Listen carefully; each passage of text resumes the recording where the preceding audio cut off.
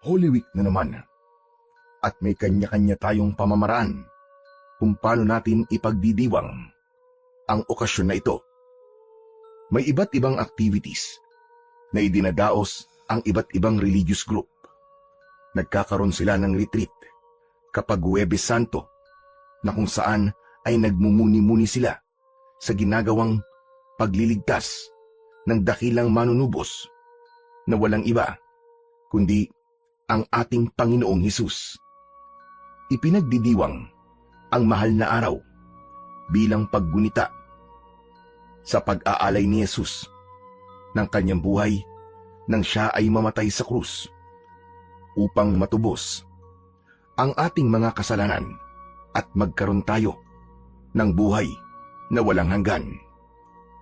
Meron ding mga ilang diboto na nagpipinitensya, sinasaktan ang sarili, nagbubuhat ng krus at yung iba naman ay nagpapapako pa pagdating ng Biyernes Santo. Maging ako man ay makailang beses na ring naglakad mula Novaliches hanggang Grotto sa pag-aakalang mababawasan ang aking kasalanan kapag ginagawa ko yun. Pero isa pala yung malaking pagkakamali dahil ang ginawa ni Jesus ay sapat na at hindi na kailangang gayahin pa. Pero naging tradisyon na yon ng mga Pilipino. Pero hindi lahat ng mga Pilipino ay nagdidiwang ng Semana Santa sa pamamagitan ng religious activities dahil marami ring mga Pinoy na ginagawang bakasyon ang Holy Week. May mga family outing na kung saan ang maraming pamilya ay nagbabakasyon sa iba't ibang lugar. Very common na yan sa kulturang Pinoy. At ganun din ang gusto kong mangyari. May balak din akong magbakasyon pero iniisip ko pa kung saan. Yun ang pinag-uusapan namin ng kapatid kong babae at ng kaibigan kong isang bading. O ano? Saan ba tayo pwedeng magbakasyon? Ano sa tingin nyo? Yan nga ang iniisip ko, Kuya Justoni. Pero wala akong alam na magandang lugar. Ikaw, Tonet, may alam ka bang lugar na magandang puntahan? Oo nga naman, Tonet. Saan mo ba gusto magbakasyon? Ako? Gusto ko sana sa Boracay. O kaya naman ay sa El Nido, Palawan. Aba, matindi ah. Kung magsalita ka, parang sa Divisoria lang tayo pupunta. Sinagot ko lang naman ang tanong mo ah. Matagal ko ng pangarap na makarating sa Boracay at doon sa Palawan. Be realistic naman, Tonet. Doon tayo sa ma-afford natin. Hindi naman tayo mayaman eh. May naisip ako, Jennifer. Umuwi na lang kaya tayo ng probinsya. Oo nga no, matagal na tayo hindi umuwi roon. Mga bata pa tayo nang umalis doon. At kahit minsan ay hindi pa tayo nagbabalik. Kaya hindi rin natin alam kung naroroon pang mga kamag-anak natin. At kung meron man, hindi natin alam kung makikilala pa ba natin sila. Pumunta pa rin tayo. Pwede naman tayong bumalik kagad dito kung wala na nga tayong makikitang kamag-anak dun eh.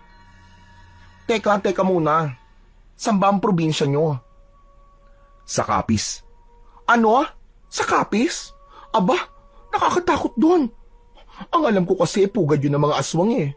Totoo ba yun? Tama si Tonet. Ganun nga ang kumakalat na kwento sa iba't ibang panig ng Pilipinas na maraming araw aswang sa Capiz. Isang urban legend na maraming naniniwala pero wala namang matibay na batayan. Ilang taon din akong nanirahan doon at kahit ako'y bata pa lang noon ay meron na akong kamalayan. Ang probinsya ng Capiz ay masasabi kong isang tahimik at payapang lugar. At kahit minsan ay wala akong nabalitaang may lumitaw na aswang. Ni hindi ko nga narinig ang salitang aswang at nagtataka ko kung bakit yun ang naging trademark ng Capiz. Kahit ang aking mga kaibigan dito sa Maynila, kapag tinatanong nila ako kung anong probinsya ko, at kapag sinabi kong taga-Capiz ako, ang sunod nilang itatanong ay totoo bang maraming aswang sa lugar na yon? At sa pagkakataong ito, ay ang kaibigan ko namang si Tonet ang nagtanong. Naku Tonet, hindi totoo yun. Hindi ko nga narinig ang salitang aswang nung bata pa kami. Oo, Tonet, maniwala ka. Walang aswang sa Capiz. Fake news lang ang kumakalat na balita. Sigurado ba kayo? Oo, kaya wala kang dapat na ikatakot. Pero kapag pogi at macho ang aswang, baka mamaya sunggaban mo pa siya. Meron bang poging aswang? Nakakatakot nga ang itsura ng mga yun eh. Pero wala kang aswang sa probinsya namin. O ano? Kasama ka ba, Tonet? Okay, sige. Kasama ako. Pwede bang kayong dalawa lang ang mag-enjoy? Saan ba tayo sasakay? Magbabarko ba tayo? Oo, magbabarko tayo. Hindi naman tayo magmamadali eh. Mas okay yung mahabang biyahe para joyride, di ba? At isa pa, mas matipid ang barko kaysa sa eroplano. Okay, sige. Kailan tayo babiyahe? Kahit bukas, araw ng linggo. Para sa araw ng Lunes, naroon na tayo. Napagkasunduan nga naming tatlo na lumuwas patungo sa probinsya ng Capiz. Kaya Sabado pa lang ng gabi ay nag-empake na kami para sa mga isusuot namin sa loob ng 1 linggo. Dahil ganun lang katagal ang plano naming magbakasyon doon. Pero dadamihan na namin ang dala naming damit para kung sakaling malibang kami at mag-extend ang aming bakasyon ay merong kaming isusuot na damit. At kung sakaling kapusin ang dala naming kasuotan ay maglalaban na lang kami roon. Maliban sa mga damit at personal na gamit, ano pa bang dadalhin natin doon? Hindi ko rin alam kung ano pang pwede nating gawin doon, maliban sa magbakasyon eh. Eh di, mamasyal na lang tayo. May mga magagandang lugar naman siguro tayo mapupuntahan, katulad ng beach. Hindi na kasi ako updated tungkol sa mga tourist spot sa probinsya natin eh. Pero may 3 beach akong alam. Yun yung Baybay Beach, Basyaw Beach, at Buntod Beach. Hindi ko alam ang mga sinabi mo ah. Hindi siguro pinupuntahan ng maraming tao. Pero alam kong sikat na beach sa Capiz ay ang White Sand Hills Beach Resort. Para na rin daw yung Boracay eh, dahil puti ang buhangin. O sige, doon na lang tayo mag-swimming. Agahan natin, Martes pa lang ay pumunta na tayo ron. Pero siguradong dudubungin yun ng maraming tao kung Huwebes o Biyernes Santo na tayo pupunta ron.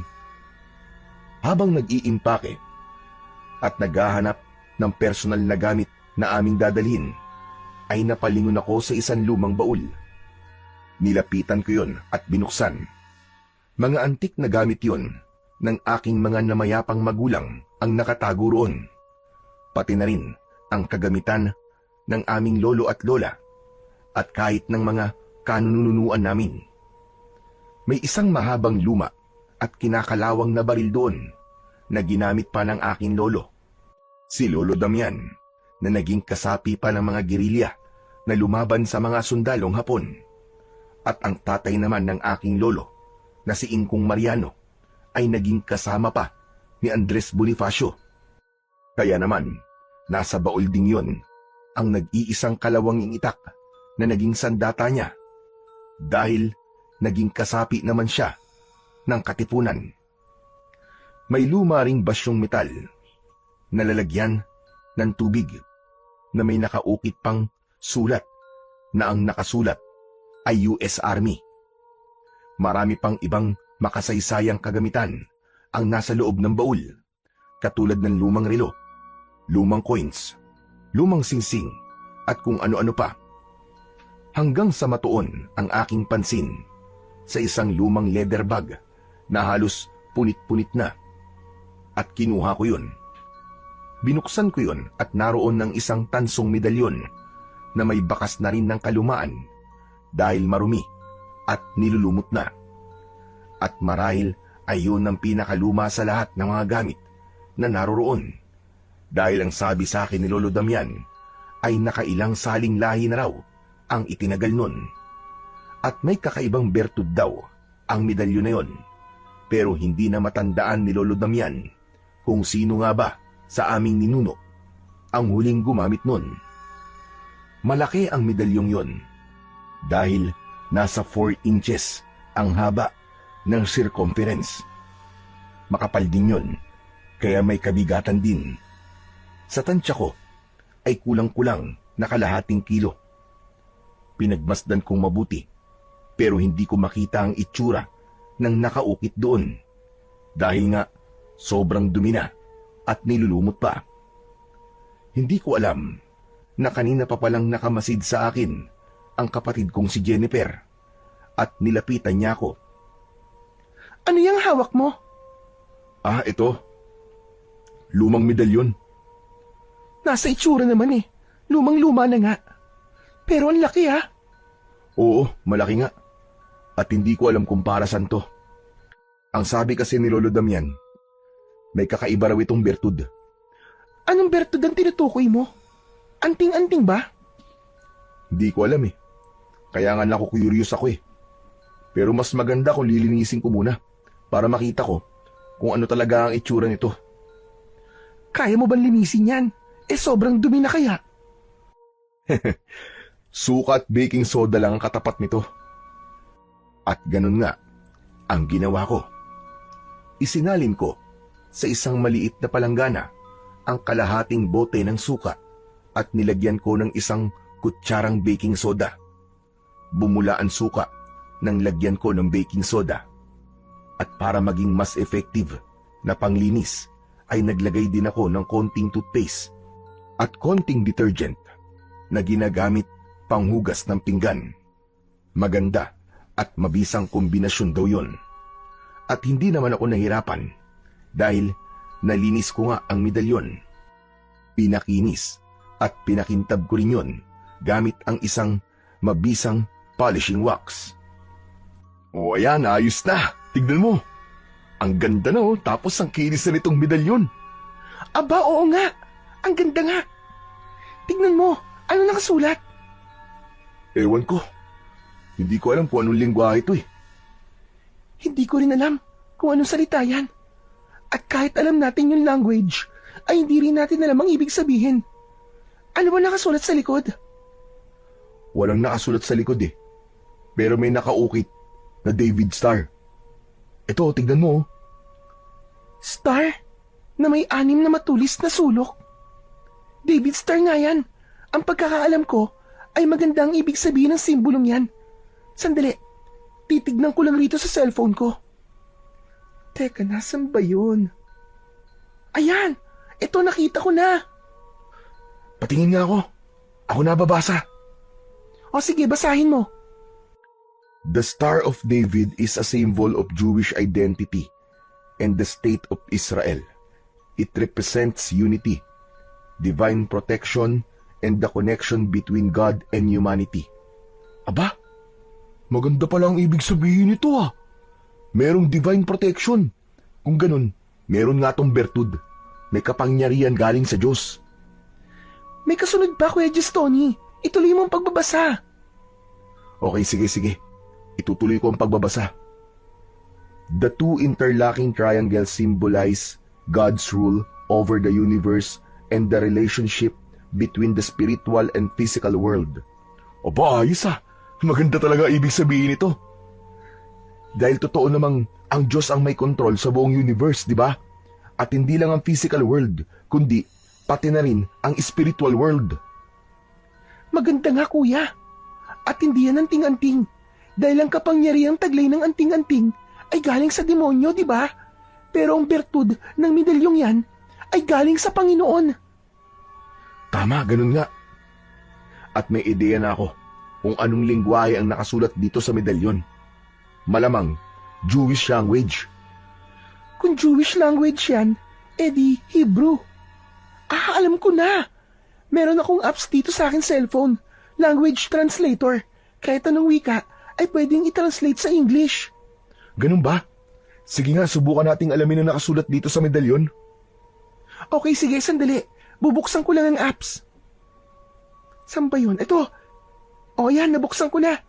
Itatapat ko ang camera nitong cellphone sa nakasulat sa medalyon, ha? Ano, okay na ba? Ano raw nakasulat sa translation? Aba, ang ganda. Ang ibig sabihin, in God we trust. In God we trust? Napakaganda nga.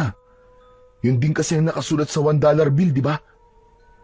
Ano nga yung gagawin mo riyan sa medalyon, kuya? Eh di, dali natin sa kapis.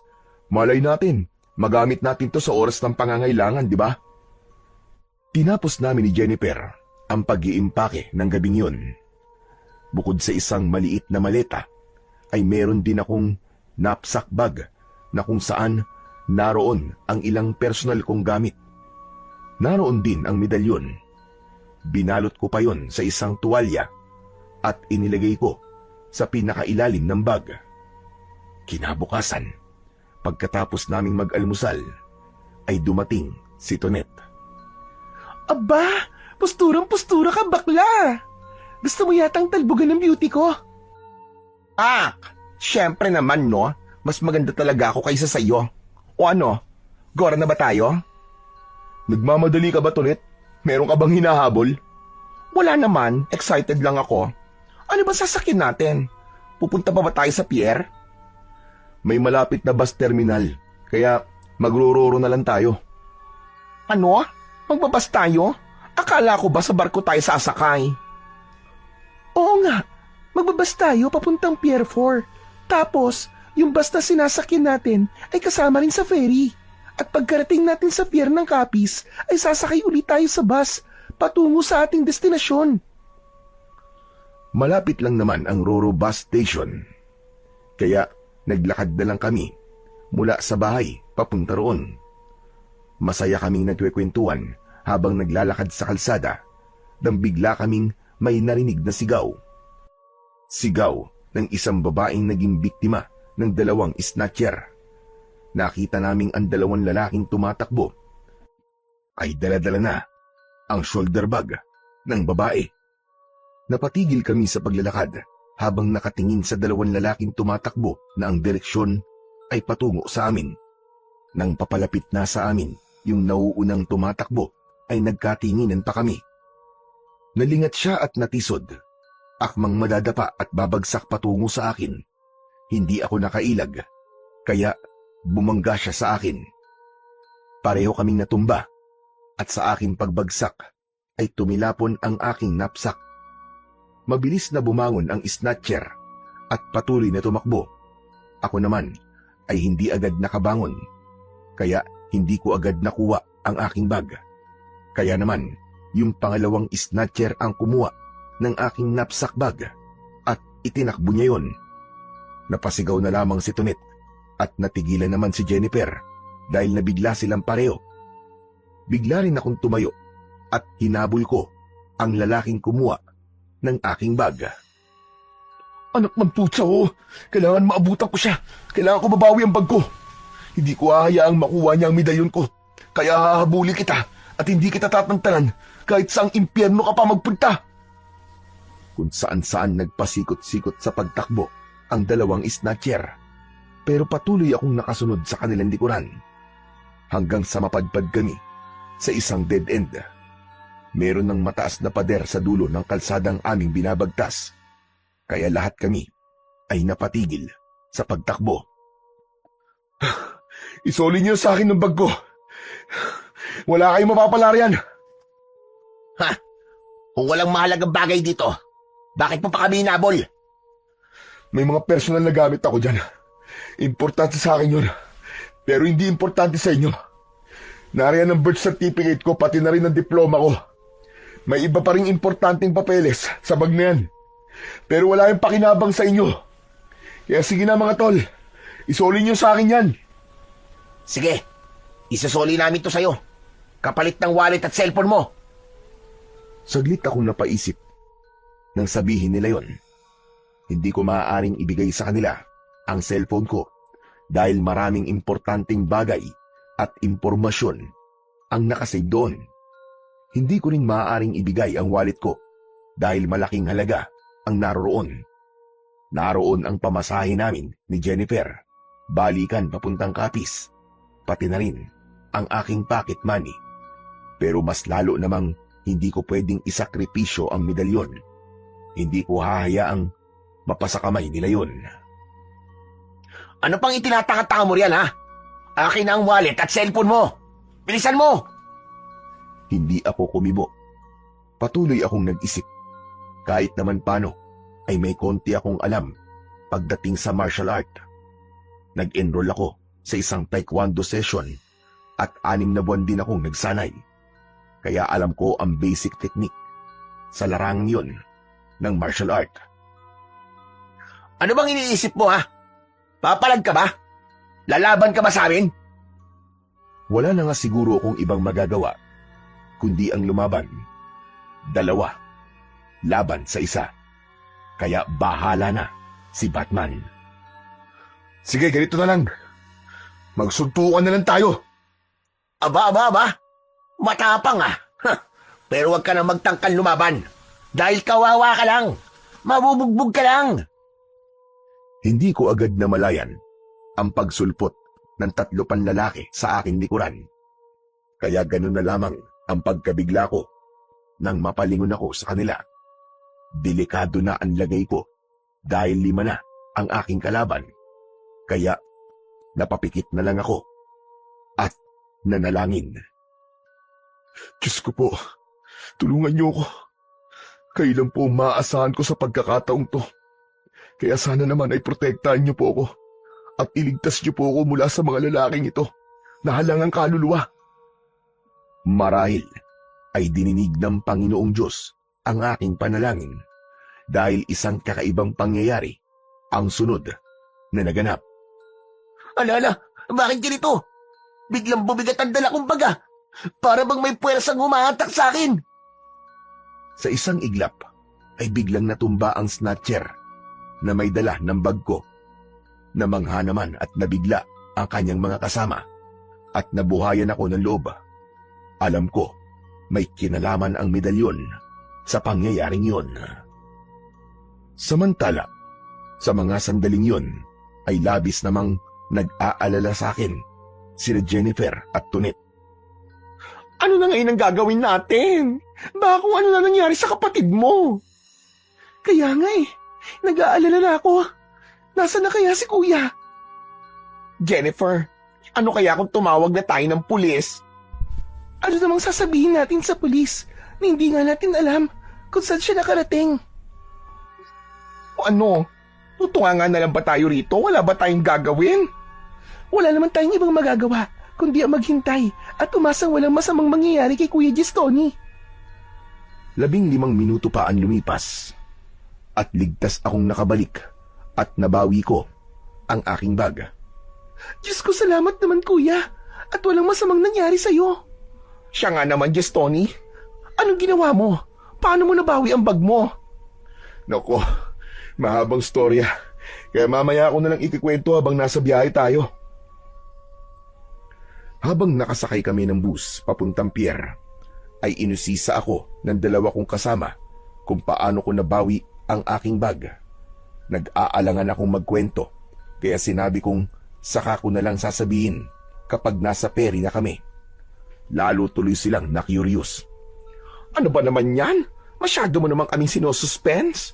Sabihin mo na kasi. Siya nga naman kuya, bakit hindi mo may kwento sa amin? Ang kulit nyo naman. Wala nga ako sa mood na magkwento. Mamaya na lang. Ayoko talagang magkwento dahil ayokong maglabas ng maselang impormasyon tungkol sa medalyon, kaya iniwasan kong magsalaysay ng buong pangyayari. At nang makasakay na kami sa ferry, ay kinulit na naman nila ako. Hindi nila ako tinantanan, kaya napilitan akong magkwento, pero hindi ko sinabi ang totoong nangyari at nag-imbento ko ng istorya. Ganito kasi yon. Hinabol ko sila hanggang makorner ko sila sa isang dead end. At dahil may alam ako sa martial arts, nakipagsuntukan ako sa kanila. Natalo ko sila at nabawi ko ang bag ko. We, talaga? Ang galing mo naman. Ano kasi, Chuck Norris? Wala kang kahit konting pasa sa muka at wala ka rin kahit konting galos? Siya nga naman kuya, 2 sila tapos nag-iisa ka lang. Alam mo naman Jennifer, di ba, na nag-aral ako ng taekwondo nung nasa kolehiyo pa ako. Natatandaan mo ba nung gulpihin ko yung isang lalaking ng bastos sa'yo? Ay oo nga pala, may alam ka nga pala sa martial arts. Aba, talaga, Gistoni? Ang galing mo naman. Pet malo ka pala. Kaya Lord din na kita. Pakis naman no. Uy. Ayoko nga. Baka mamaya may kamandag pa ang halik mo eh.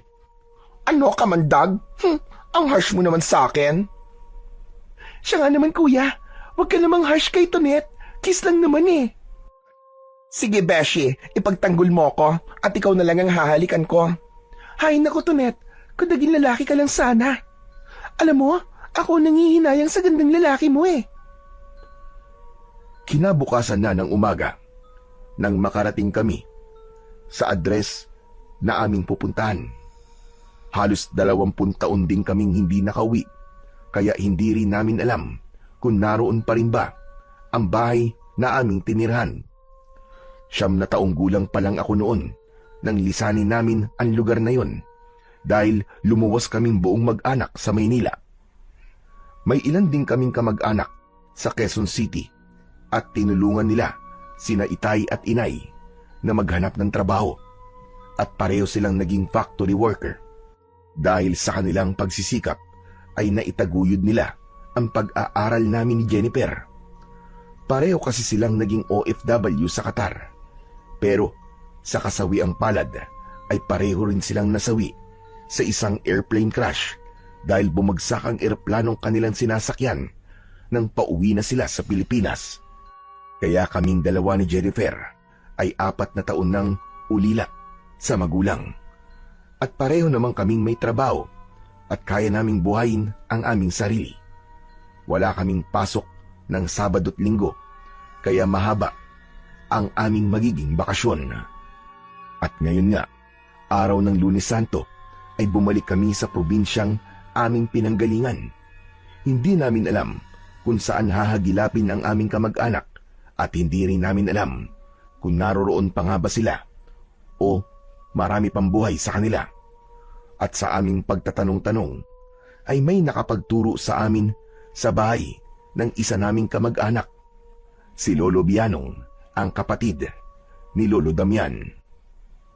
Mano po, Lolo Bianong? Kawa ka ng Diyos! Pagkatapos naming magbigay galang kay Lolo Bianong, ay ipinakilala namin ang aming sarili. Mga po pala kayo ni Kuya Damian. Opo, Gestoni po ang aking pangalan. At ito naman po ang kapatid kong si Jennifer. Magandang umaga po, Lolo Bianong. Kasama rin po namin ang aming kaibigan, si Tonet po. Magandang umaga po, Lolo Bianong. Kumusta po kayo? Abay, mabuti naman.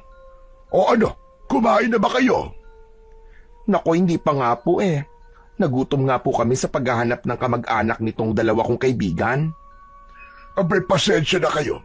Hindi ko kasi inaasahang may darating akong bisita. Pero kung makapaghihintay kayo, ipagluluto ko kayo ng inyong makakain.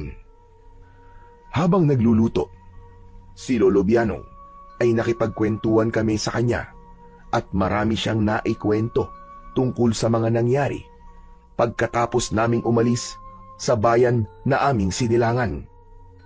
Marami na ring nagbago sa loob ng nakalipas na mahabang panahon. At pagkatapos naming kumain, ay lumabas at nagpunta ng bukid sina Jennifer at Tonet at kaming dalawa naman ni Lolo Bianong ay nag-usap ng masinsinan. Ano bang pakay nyo at nagpunta kayo rito? Dito po kami isinilang ni Jennifer, kaya gusto po naming malaman kung may mga kamag-anak pa po kami rito. May ilan pa naman tayong kamag-anak, pero nasa iba't ibang lugar na sila. Dahil ang karamihan sa kanila ay may kanya-kanya ng pamilya. Alam po ba ninyo kung nasan po yung mga pinsang ko na kalaro namin ni Jennifer nung mga bata pa po kami? Balak mo ba silang puntahan? Wala na ba kayong ibang gagawin? May balak po sana kami mag-swimming bukas sa White Sand Hills Beach Resort po. Alam po ba ninyo yun? Aba oo, maganda nga ron. Dinadayo yun ng mga turista, lalo na kapag may okasyon. Siya nga pala, hanggang kailan ba kayo rito? Hanggang sa matapos po ang Semana Santa. Baka sa linggo pa po kami uuwi. Hindi naman siya pinagtatabuyan ko kayo. Pero hindi kayo dapat abutin dito ng Biyernes Santo. Delikado ang lagay nyo rito. Ho? Bakit naman po? Ano po bang problema? Huwag ka na magtanong iyo. Sundin mo na lang ang sinasabi ko. Hindi ko alam kung anong dahilan ni Lolo Bianong. Bakit ba niya nasabing delikado ang lagay namin kung hindi kami aalis bago mag-Biyernes Santo? Ano bang meron sa araw na yon? Samantala, ng mga sandaling yon, ay masayang namamasyal sa bukid sina Jennifer at Tonet. Nalilibang silang pagmasdan ang magandang tanawin. Maraming magagandang bulaklak, kaya marami ring paru-parong lumilipad-lipad sa paligid. 10:00 ng umaga at maganda ang panahon. Aba, okay pala rito, no? Nakaka-relax at nakakawala ng stress. Oo nga, tama ka. Natatandaan ko pa nga, nung bata pa kami ni Kuya Tony, madalas din kaming mamasyal dito. At masasabi kong mas maganda noon kumpara sa ngayon. Siyempre naman, no? Marami na kasing nagbago sa loob ng mahabang panahon. Masayang nagkikwentuhan sina Jennifer at Tonet nang may isang lalaking biglang sumulpot mula sa kanilang likuran. Magandang umaga sa inyo. Ay, magandang umaga naman. OMG, ang gwapo niya. Mukhang artista. Oo, guwapo nga si Nikolay. Matangkad siya at may pagkamistiso. Meron siyang bigote at balbas at kahawig niya si Ian Veneracion. Gayunpaman, may pagkapresko ang kanyang dating. Siya nga pala. My name is Nikolay. May I know your name? I am Tonet. My full name is Antoinette de la Merced. Hindi ikaw ang tinatanong ko, kundi ang kasama mo. Grabe naman siya. Suplado pala. Bakit hindi ka makapagsalita, Miss Beautiful? Okay ka lang ba? May nasabi ba akong hindi maganda? Wala. Okay lang ako. Jennifer ang pangalan ko. Wow, what a beautiful name. Kasing ganda mo. I'm glad to meet you, Jennifer. Iniangat ni Nikolay ang kanyang kamay bilang gesture na gusto niyang makipagkamay kay Jennifer. Naiilang ang dalaga pero iniabot pa rin niya ang kanyang kamay kay Nikolay. Hinawakan ng maigpit ng gwapong binata ang kamay ni Jennifer at nagtama ang kanilang paningin at halos matunaw ang aking kapatid sa kinatatayuan niya dahil sobrang lagkit ng titig sa kanya ni Nikolay. Excuse me. Pwede bang bitiwan mo na ang kamay ko? Bumitaw sa pagkakahawak sa kamay si Nikolay at humingi ng paumanin. I'm sorry, Jennifer. Pasensya ka na dahil na-carried away lang ako. Masyado kasi akong nabighani sa iyong kagandahan. Siya nga pala. Ngayon ko lang kayo nakita rito Bagong salta ba kayo sa lugar na ito? Oo, taga Maynila kami Pero dito ako pinanganak. Diyan kami tumutuloy kila Lolo Bianong. Kapatid siya ng original kong lolo, si Lolo Damian. Kilala mo ba siya? Hindi ko kilala ang yung Lolo Damian pero kilalang kilala ko si Lolo Bianong. Kaya magpapaalam ako sa kanya. Dadalaw ako sa inyo mamayang gabi. Nagpaalam din kagad si Nikolay at naging palaisipan kina Tonet at Jennifer ang binatang yon. Sino ba talaga ang mahiwagang lalaking yon at mukhang interesado siya sa aking kapatid. Wow, nakakainggit ka naman, Beshi. Hinawakan niyang iyong kamay at napakalagkit pa ng titig niya sa iyo. Ikaw na talaga. Huwag ka nga mainggit sa akin dahil nayayabangan ako sa kanya. Ikaw lang naman ang nai-impress sa kanya. At ibang klase ka rin naman Antonio. Antoinette pa ang ginamit mong pangalan. Nakakita ka lang ng gwapo, nawala ka lang sa iyong sarili. Ano magagawa ko? Ang gwapo niya talaga, no? Muntik na nga mahulog ang panty ko sa sobrang kilig. Ano? Nagpapanty ka? Aba, oo naman ano. Hindi brief ang ginagamit kong underwear, no? Sa katunayan nga, ay tibak pa ang suot ko ngayon. Talaga? Tibak ang suot mo? Bakit mo naman ako pinagtatawanan? Ano ba nakakatawa sa sinabi ko? Siyempre, ini-imagine ko pa lang, natatawa na ako. Kung nakatibak ka, saan mo tinatago yung lawit mo? Pagkatapos namin mag-usap, ni Lolo Bianong ay pinuntahan ko sa bukid, sina Tonet at Jennifer. At sa aking paglalakad ay nakasalubong ko pa si Nikolay. Hindi ko siya kilala, pero nginitian ko siya. Pero hindi niya ako pinansin at tuloy-tuloy lang sa paglalakad. At sa likod ng bahay ay kinausap ni Nikolay si Lolo Bianong. Ano ka mo? Pakiulit nga ang sinabi mo. Hindi ba niyo ako narinig? Ang sabi ko, kursunada ko si Jennifer at nagdalaw ako sa kanya mamayang gabi. Nakikiusap ako, Nikolay. Huwag ang aking apo. Ibalato mo na lang siya sa akin. Anong ibig mong sabihin, Lolo Bianong? Kursunada mo ba rin ba at sarili mong apo? Mali ang iniisip mo. Hindi ko magagawa sa aking apo ang karumal-dumal na binabalak mo. Huwag kayong mag-alala, Lolo Bianong. Walang masamang mangyayari kay Jennifer, pati na rin sa dalawa niyang kasama. Pero kung hindi kayo makikisama, ay alam niyo na ang mangyayari. Dahil alam niyo na rin ang kaya kong gawin. Naalarma na si Lolo Bianong, kaya minsan pa ay kinausap niya ako at binalaan sa panganib na posible naming harapin. Sino ba talaga ang Nikolay na yun? At parang takot na takot po ay sa kanya. Sabi ko naman sa'yo, makinig ka na lang sa akin dahil para rin sa kaligtasan yung tatlo ang sinasabi ko. At ngayon, anong gusto niyo pong gawin namin? Pumunta rito mamaya si Nikolay. Sabihin mo kay Jennifer na pakitunguhan niya ng mabuti. Ano? Aakit siya ng ligaw sa kapatid ko? Ganun na nga, kaya pakitunguhan niyo na lang ng maayos. Madali akong kausap, Lolo Bianong. Lalaki rin ako at naiintindihan ko si Nikolay. Maayos namin siyang pakikitunguhan kung magiging maayos din siya. Pero kung babastusin niya ang kapatid ko, aba, ibang usapan na yon. Meron talaga siyang paglalagyan. Huwag kang magiging maraas, apo ko, dahil siguradong pagsisisihan mo yon. Kinausap ko si Jennifer tungkol sa sinabi ni Lolo Bianong at nakinig naman siya sa akin.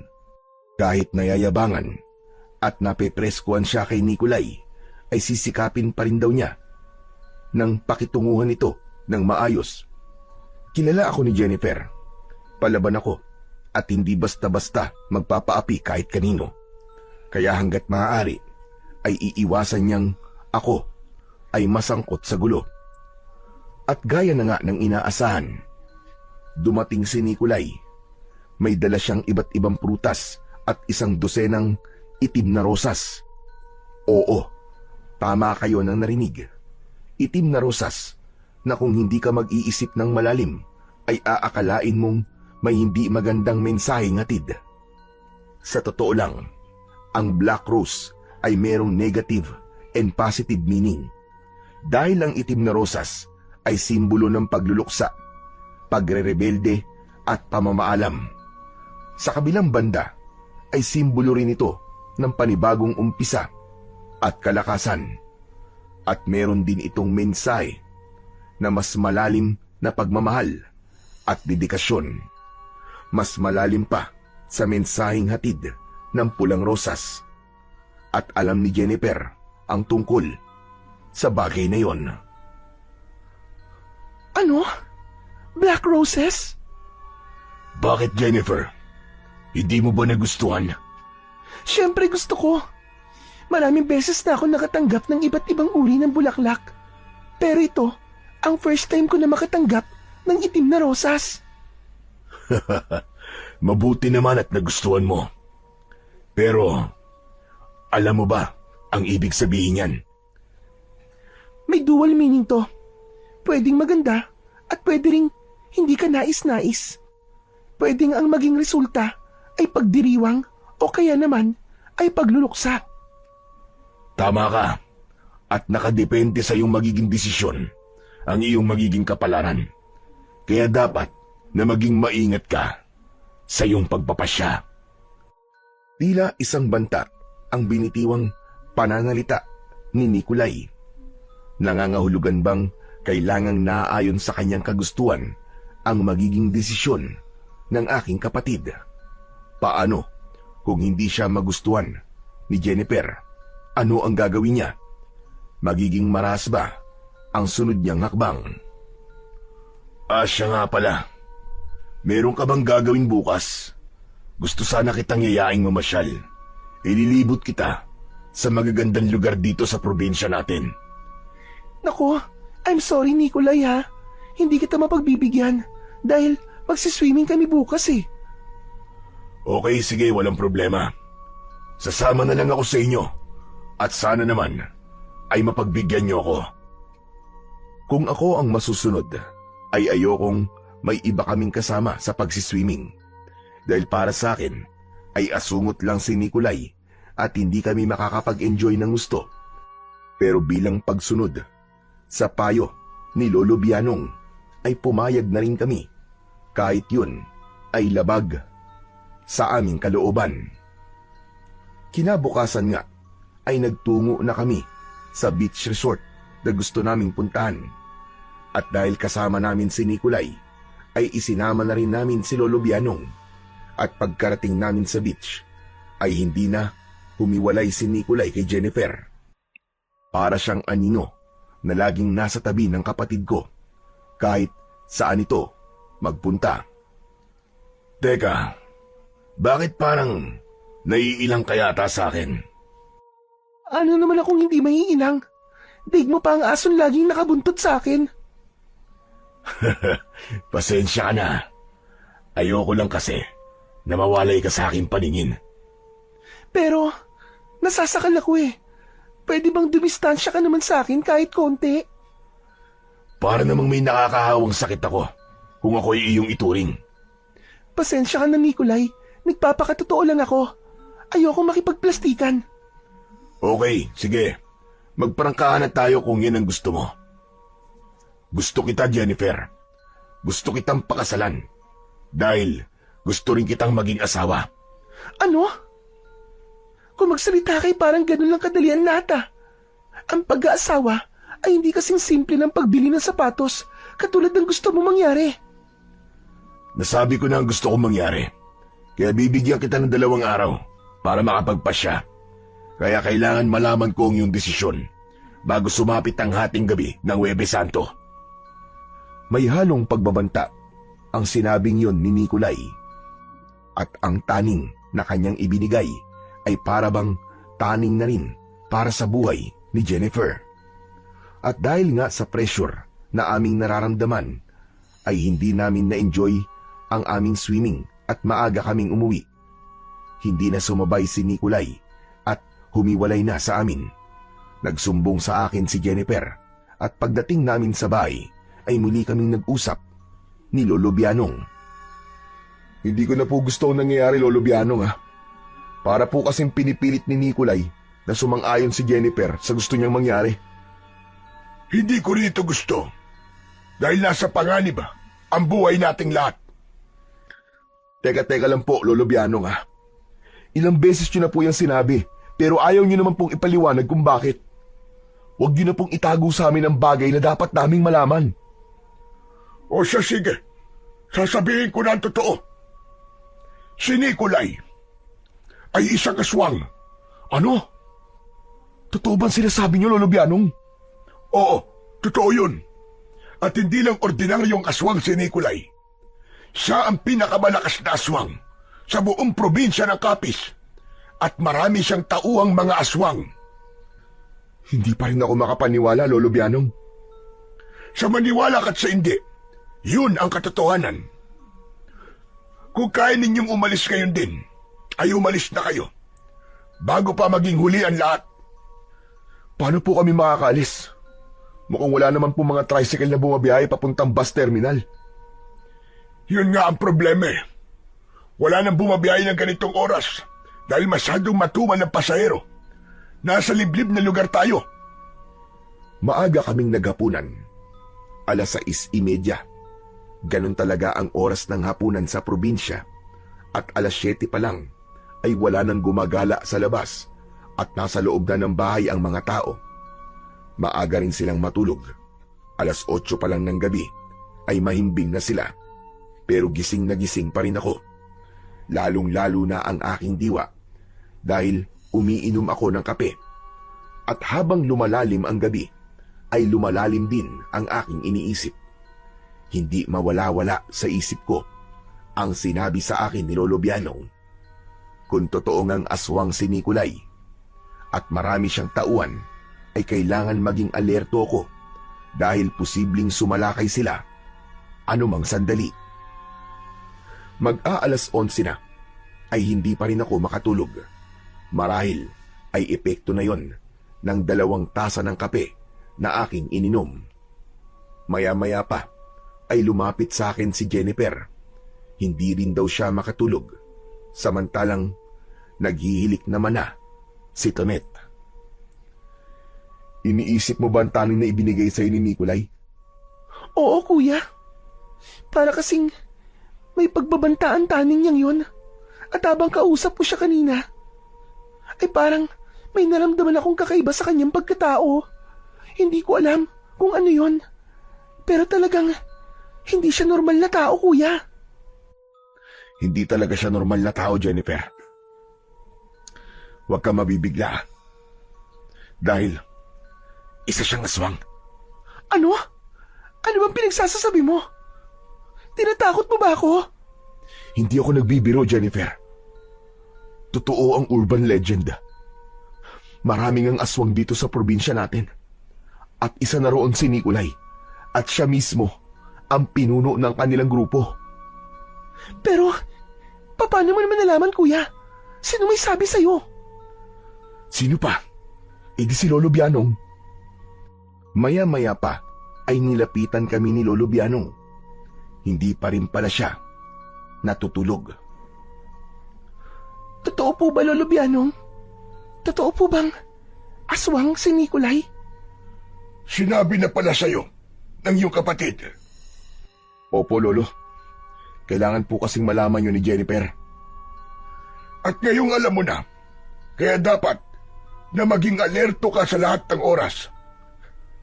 Ano pong gagawin ko, Lolo? Tinaningan po ko ni Nikolay. Nakapagpasya ka na ba?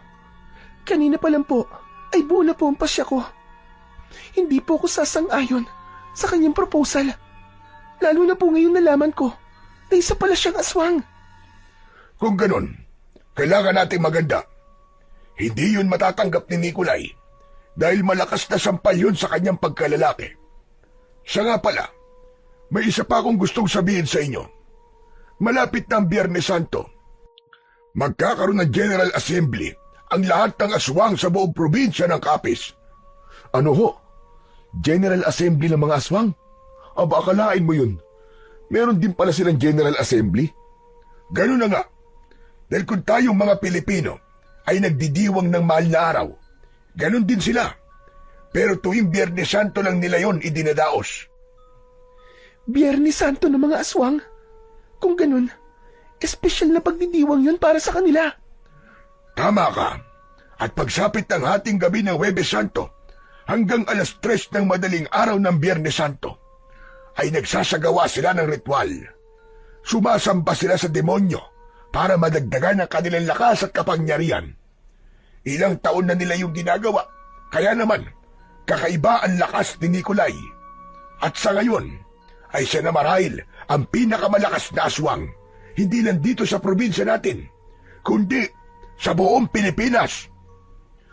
Kung totoo nga ang sinabi ni Lolo Bianong, siguradong lahat kami ay magiging target ng mga aswang na yon, lalo na't hindi makukuha ni Nikolay ang kanyang gusto.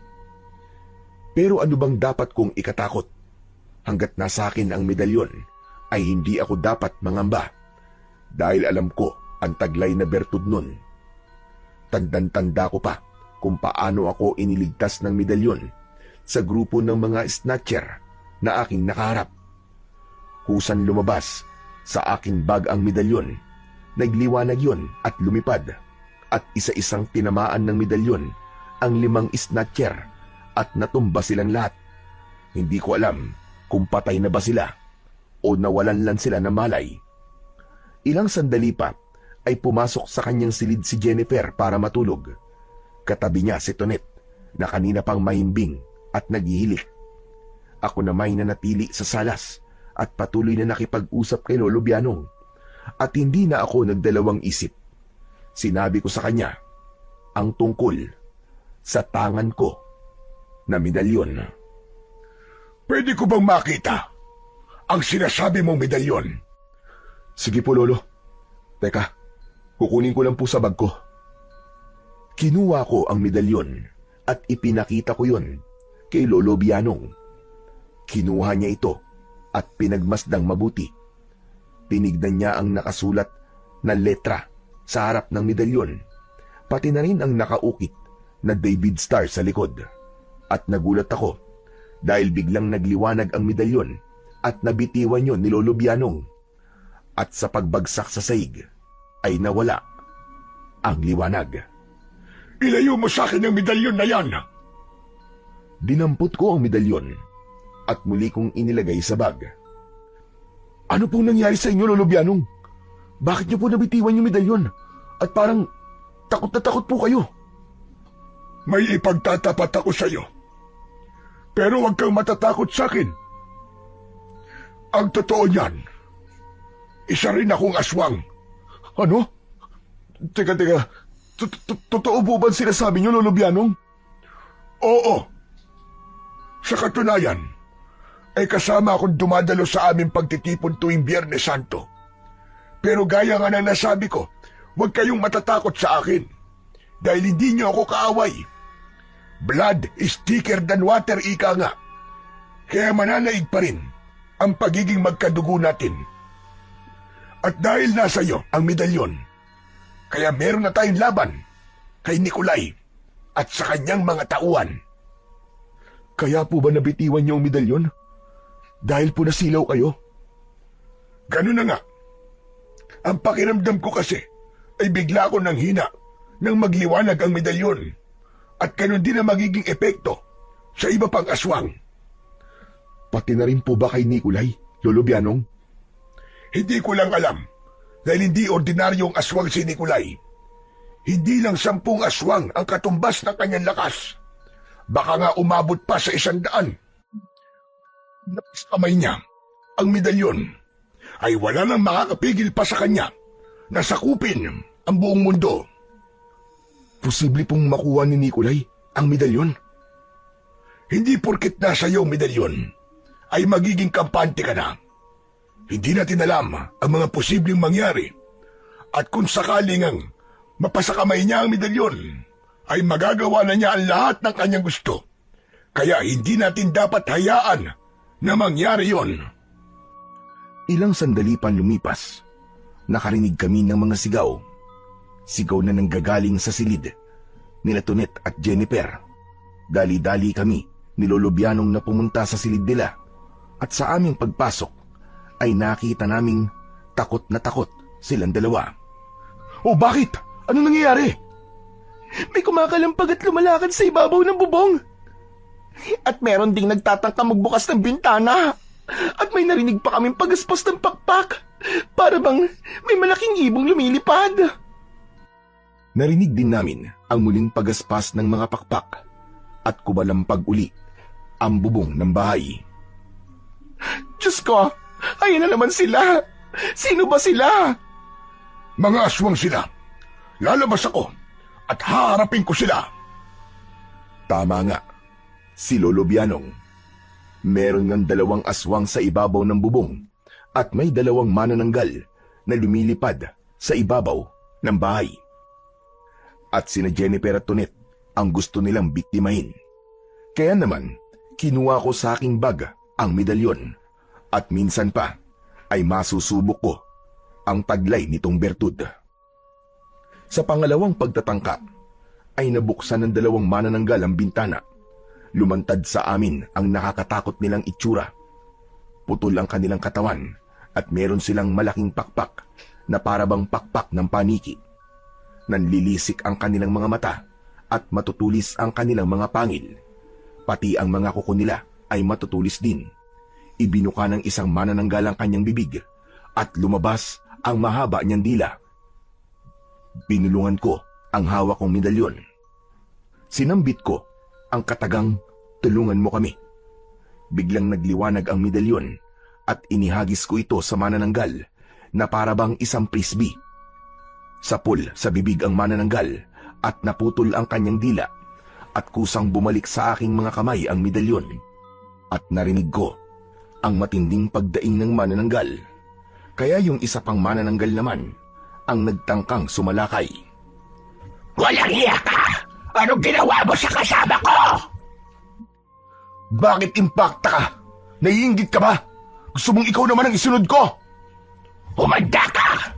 Dahil papatayin kita! Ikaw ang papatayin ko! Diablong buwang! Minsan pa ay inihagis ko na parang frisbee ang medalyon. Tinamaan sa leeg ang manananggal at naputol ang kanyang ulo. Patuloy na lumipad ang medalyon at yung isa namang manananggal ang nahagip sa leeg at naputol din ang kanyang ulo. Nasaksihan yon ng 2 pang aswang kaya natakot sila at tumakas.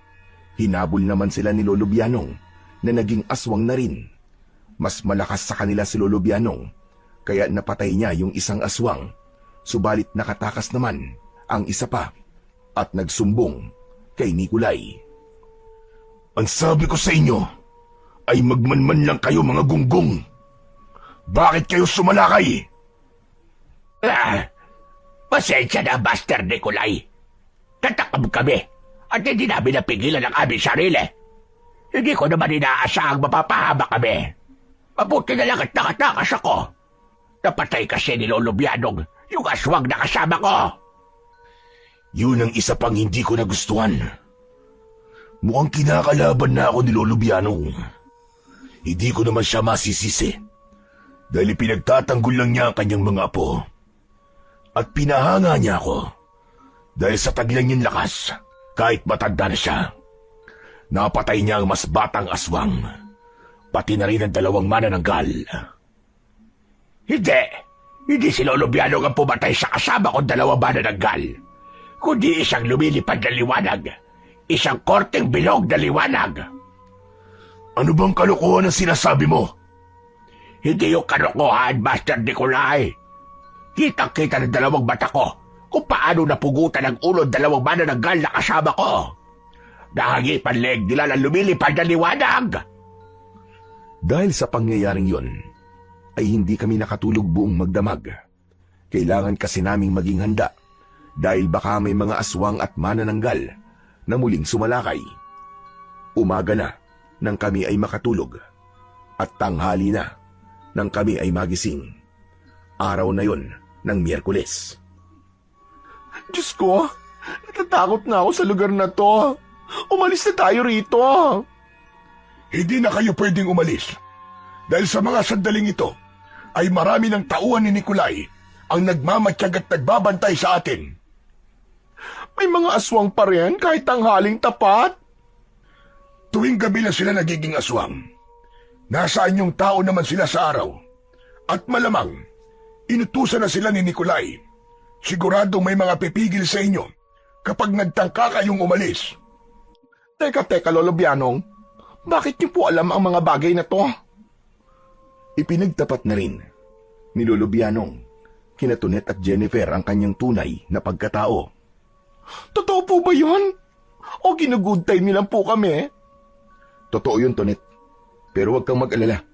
Dahil kakampi natin si Lolo at tutulungan tayo ni Lolo kung paano natin haharapin ang ating komplikado at delikadong sitwasyon.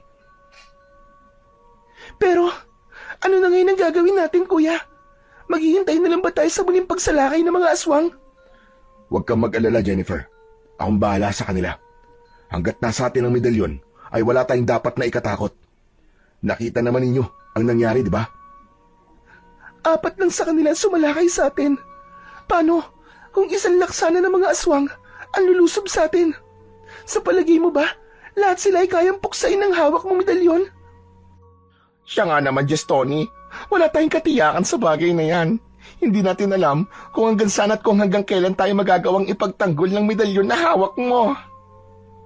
Kahit ako man ay hindi nakatitiyak kung kaya nga bang puksain ng medalyon ang buong hukbo ng mga aswang na pinamumunuan ni Nikolai. Pero wala namang kaming magagawa, kundi ang umasang kami ang magtatagumpay laban sa mga kampon ng kadiliman sa pamamagitan ng medalyon.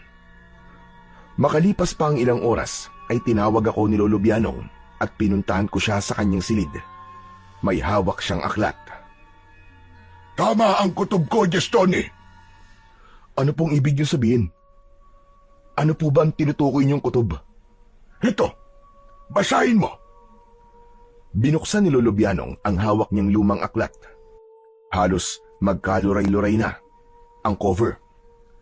Puti ang orihinal na kulay ng bawat pahina, pero nagkulay brown na dahil sa sobrang kalumaan.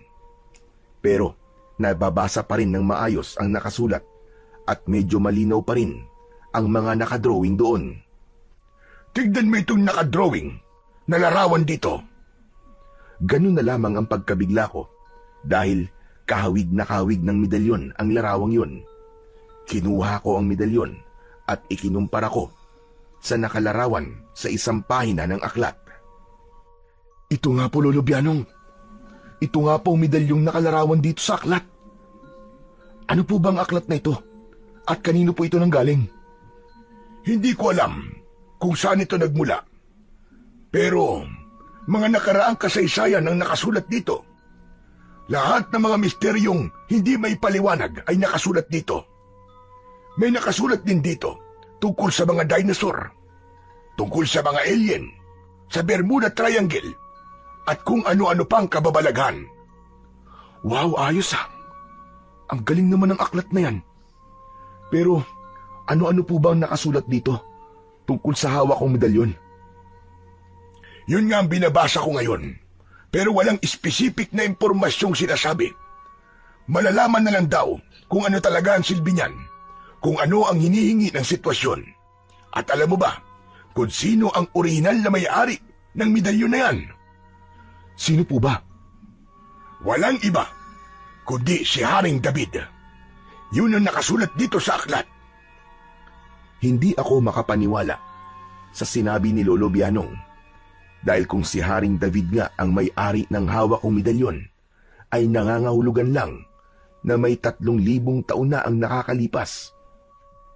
Pero David Star ang nakaukit sa medalyon, kaya posible ngang si Haring David ang may-ari. Pero paano nga ba napunta sa aking mga ninuno ang medalyong ito? Teka muna, Lolo Bianong. Wala namang nakasulat sa Bible na merong iniingatang medalyon si Haring David. Hindi naman lahat ng bagay at lahat ng pangyayari ay nakasulat sa Biblia.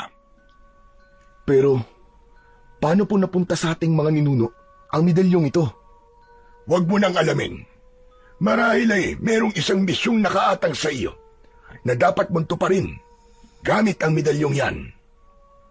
Marami pa akong katanungan, pero hindi ko na dapat pang problemahin yon dahil wala rin naman akong mahahagilap na sagot. Kaya ipapaubaya ko na lang sa tadhana ang mga susunod na mangyayari. Minsan pa ay kumagat na naman ang dilim, kaya kinakabahan kaming lahat dahil inaasahan na namin ang muling pagsalakay ng mga aswang. At sa pagkakataong ito ay hindi lang 4, kundi mas marami ng aswang at manananggal ang magtatangkang kami ay patayin. At malamang ay kasama na rin si Nikolai.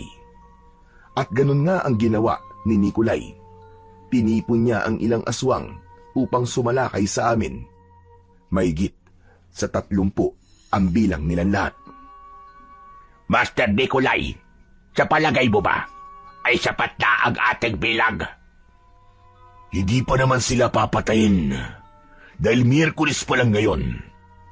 Tatakutin lang natin sila para mapilitan si Jennifer na sumang-ayon sa aking kagustuhan. Pero Master, paano kung muli na namang lumabas ang bilog na liwanag? Siguradong mamamatay tayong lahat pa nagkataon. Yan ang isa ko pang gustong alamin. Hindi kasi kapanipaniwala ang sinabi mo sa akin. Kaya sa pagkakataong ito, ay malalaman ko kung ano ba talaga ang tinutukoy mong bilog na liwanag. May kutob akong baka ginagamitan lang tayo ng mahika. Malay ko ba kung may kasama silang salamangkero? Sino namang salamangkero ang tinutukoy mo? Hindi ko alam. Posibleng si Lolo Bianong. At may isa pa akong pinaghihinalaan. Ang kapatid ni Jennifer na lalaki. Si Gistoni. Kaya malalaman ko ngayon kung ano ba talaga ang hiwagang bumabalot sa sinasabi mong bilog na liwanag. Pagsapit nga ng hating gabi, ay dumating ang aming inaasahan. Mga aswang na manananggal na pinangungunahan ni Nikolay na ngayon ay nasa anyong aswang. Nakakatakot ang kanyang itsura dahil sa lahat ng mga aswang ay siya ang pinakamalaki. Halos triple ang laki niya kumpara sa kanyang mga alagad. At malaki rin at malakas ang kanyang boses. Nakalutang siya sa ere at may suot pa siyang kapa katulad ni Dracula. Nakalutang din sa ere ang mga manananggal, kaya dinig na dinig ang sabay-sabay na kampay ng kanilang mga pakpak. Ang ibang aswang naman ay hindi nakalutang dahil nakatapak ang mga paa nila sa lupa, pero nakakatakot din ang itsura nila. Matatalim ang pangil at nanlilisik ang kanilang mga mata. Puno ng balahibo ang itim nilang katawan, pero si Nikolay pa rin ang pinaka nakakatakot sa lahat. Samantala, kaming apat ay nasa loob ng bahay at inihahanda namin ang aming mga sarili sa kanilang pagsalakay. Hawak ko ang medalyon at handa ko na yung gamitin kung kinakailangan. May hawak namang latigo si Lolo Bianong. Latigo na yari sa buntot ng pagi dahil pangontra yon sa aswang. Hindi na niya kailangang maging aswang dahil sapat na ang hawak niyang sandata. At bilang depensa, kaming apat ay nagsuot ng kwintas na bawang. Yun kasi ang sabi ni Lolo Bianong dahil bawang ang pangontra sa mga aswang. Hanggang sa magsalita na si Nikolay. Huwag kayong matakot. Hindi namin kayo sasaktan. Dahil may isang salita ako. Hanggang bukas pa naman ang ibinigay kong taling sa'yo, Jennifer. Kaya sana ay hindi ka magkamali sa iyong desisyon. Nanatili kaming tahimik. Nagkakatingin ng kaming apat at nagpapakiramdaman kung sino sa amin ang sasagot. Wala ba kayong sasabihin? Alam ko naririyan lang kayo sa loob at naririnig niyo ang aking sinasabi. Magsalita kayo! Hanggang sa sumagot na si Jennifer. Nakapagpasya na ako, Nikolay. Hindi ako papayag sa gusto mo mangyari. Sigurado ka ba sa desisyon mo? Hindi na ba magbabago ang isip mo? Oo. Buo na ang pasya ko. At hindi na yun magbabago pa. Hindi ko magagawang makisama sa isang halimaw na katulad mo. Sabi ko naman sa'yo, di ba? Huwag kang magkakamali ng desisyon. Dahil sigurado na pagsisisihan mo yun. Hindi na ako nakatiis, kaya ako naman ang nagsalita. Hindi kami natatakot sa'yo at sa'yong mga alagad. Gawin mo na ang gusto mong gawin. Pero tinitiyak kong hindi ka magtatagumpay. Matapang ka, Gestonia. Kaya sige, ipakita mo sa akin ang iyong katapangan. Sumenya si Nikolay at tatlong manananggal ang sabay-sabay na sumalakay. Tinangka nilang buksan ang bintana at nabuksan nila yon kahit nakakandado. Hindi na ako nag-aksaya ng panahon. Inihagis ko sa kanila ang medalyon. Nagliwanag yon at sunod-sunod na nahagip ng medalyon ang leeg ng tatlong manananggal at naputol ang kanilang mga ulo. At pagkatapos ay kusang bumalik sa aking kamay ang medalyon. Nagulat si Nikolay sa kanyang nakita. Nakita mo ba yon, Master Nikolay? Oo, totoo nga pala sinasabi mong bilog na liwanag. Muling sumenya si Nikolay at 3 aswang naman ang lumusob at giniba ang pinto ng bahay. Sa kanila ko naman inihagis ang medalyon at katulad sa 3 manananggal ay ganun din ang nangyari sa 3 aswang. Kaya sa muling pagsenyas ni Nikolay ay sabay-sabay na sumalakay ang natitirang mga aswang at manananggal. Kumilos din si Lolo Bianong. Hinagupit niya ng latigo ang mga aswang at manananggal na lumalapit sa kanya at dumadaing sa sobrang sakit ang tinatamaan ng hagupit ng kanyang latigo na gawa sa buntot ng pagi. Inihagis kong muli ang medalyon at sa isang hagis ko ay 2 o 3 alagad ang nahagip nun at naputulan ng ulo. Nakailang hagis din ako kaya marami akong napatay na aswang at manananggal. May ilan ding napatay si Lolo Bianong gamit ang kanyang latigo hanggang sa maubos ang lahat ng tauhan ni Nikolay. Hanggang sa isa na lang ang natira. Humanda ka, Nikolay! Dahil dumating na ang iyong katapusan! Tumakas na tayo, Master Nikolay. Tayong 2 na lang ang natitira. Tayo naman na sunod na mapupugutan ng ulo pa nagkataon. Hindi. Hindi tayo tatakas. Hindi ako natatakot sa bilog na liwanag. Kung ganon, saluin mo ito! Inihagis ko kay Nikolay ang medalyon at umaasa kong yun na ang kanyang katapusan. Pero nagkamali ako dahil nangyari ang hindi ko inaasahan. Nasalo ni Nikolay ang medalyon at nakipagpambuno siya rito. Nilalabanan niya ang puwersa ng medalyon at sa kanilang pagbubuno ay nagpaikot-ikot sa ere si Nikolay. Hindi siya bumibitiw sa pagkakahawak sa medalyon. Nagkasabit-sabit din siya sa puno kaya nagkaputol-putol ang mga sanga nito. Para siyang nakipag-wrestling sa medalyon. Bumagsak din siya sa lupa at nagpagulong-gulong pa. Matagal silang nagpambuno hanggang sa mabitiwan na ni Nikolay ang medalyon at bumagsak na ito sa lupa. Bumagsak din si Nikolay at hinanghina dahil halos maubos ang kanyang lakas. Biglang nagbago ang kanyang anyo. Naging tao na siya. Nilapitan siya ng kanyang alalay na aswang. Ayos ka lang ba, Master? Nanghihina ako. Tulungan mo akong makatayo. Bigla akong kinabahan dahil hindi bumalik sa aking mga kamay ang medalyon at hindi ko alam kung saang banda yun bumagsak. Napatingin ako kay Lolo Bianong na nanghihina na rin dahil sa pakikipaglaban sa mga aswang. Nakita ko ring tumatakas si Nikolay pero paika-ika na siyang maglakad. Sinamantala ko ang pagkakataon. Kinuha ko kay Lolo Bianong ang hawak niyang latigo at hinabol ko si Nikolay. Malapit ko na sana siyang abutan nang may dumating na 3 manananggal at inilipad nila si Nikolay. Kaya natakasan niya ako. Hanggang sa binalikan ko na sina Jennifer at Lolo Bianong. Inabutan mo ba siya, iyo? Hindi po. May nakasalubong po akong 3 manananggal at tinangay nila si Nikolay. Paano yan? Siguradong babalikan nila tayo. Ano ba naman yan, Diyos ko?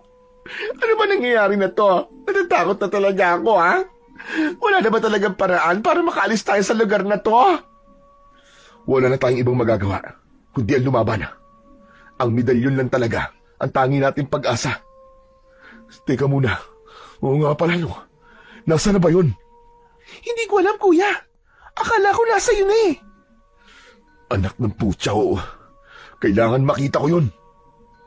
Kinabahan ako dahil hindi ko alam kung nasaan na nga ba ang aking medalyon. Paano kung hindi ko na yun makita? Siguradong babalikan kami ni Nikolay at mas marami na siyang isasamang alagad. At kung hindi ko makikita ang medalyon, ay siguradong mamamatay kaming lahat. Kaya napapapikit na lang ako at nananalangin. Diyos ko, tulungan niyo po kami. Alam po namin kayo na lang po ang aming pag-asa. At naniniwala po kung ginagawa lang ninyong kasangkapan ng medalyon upang kami ay iligtas. Alam po namin sa inyo nang gagaling ang kaligtasan at proteksyon. Kaya Panginoon ko, lumalapit po kami sa inyo. Naniniwala po kaming ang inyong kapangyarihan at kabutihan pa rin ang siyang mananaig laban sa kasamaan. Tunay ngang kahanga-hanga ang kadakilaan at biyaya ng Panginoong Diyos dahil mabilis ang kanyang naging tugon sa aking panalangin. Ayun kuya, may nagliliwanag sa bandaron. Aba, oo nga. Malamang sa medalyon nang gagaling ang liwanag na yun. Teka, pupuntahan ko lang. Hindi ko na nagawang puntahan ang pinagmumulan ng liwanag dahil minsan pa ay kusang lumapit sa akin ang medalyon at kinuha ko yun. Nawala ang liwanag ng aking hawakan at iniligay ko uli sa aking bag. Pwede na siguro tayong matulog ngayon. Sigurado po ba kayo, Lolo Bianong? Baka mamaya sumalakay po uli mga monster na yon. Hindi nila gagawin yon. Nangihina pa si Nikolay. Kaya kailangan niya ng sapat na panahon para makapag-ipon ng lakas. Tama si Lolo Bianong. Matulog na tayo dahil kailangan din natin makapagpahinga at mag-ipon ng lakas. Dahil pagod kaming lahat, kaya naging mahimbing ang aming tulog. At sa aming paggising ay pare-pareho ang mga katanungang pumasok sa aming isip. Kailan ba muling sasalakay si Nikolay? At gaano karami ang isasama niyang alagad? At ang pinakamabigat na tanong ay hanggang kailan kami mananatiling buhay? Hindi na sila sasalakay mamayang gabi. Teka, paano niyo po nasabi yun, Lolo Bianong? Magsasagawa sila ng ritual.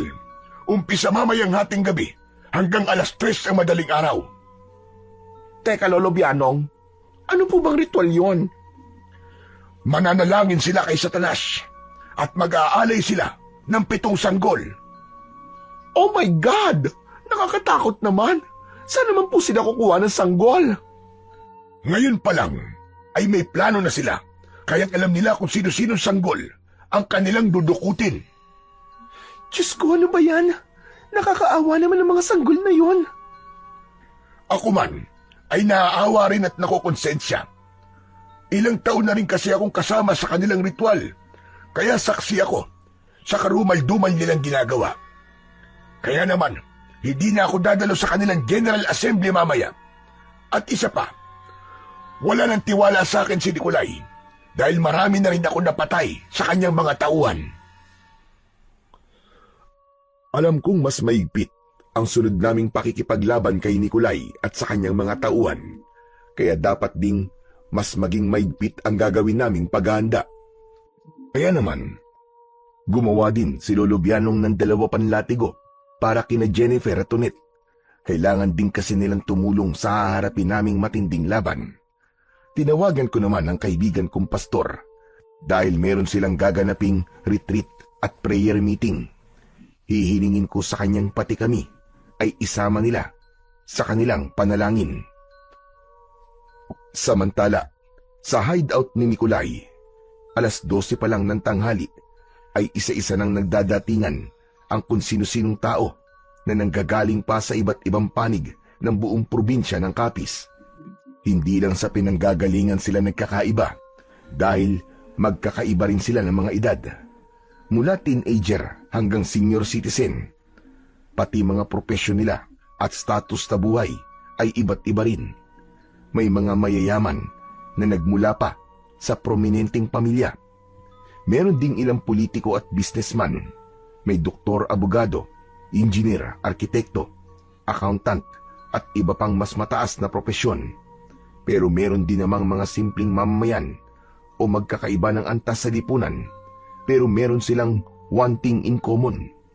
Lahat sila, mga aswang, na magsasama-sama sa isang General Assembly mamayang hating gabi para ipagdiwang ang isang okasyon, ang Biyernes Santo ng mga aswang.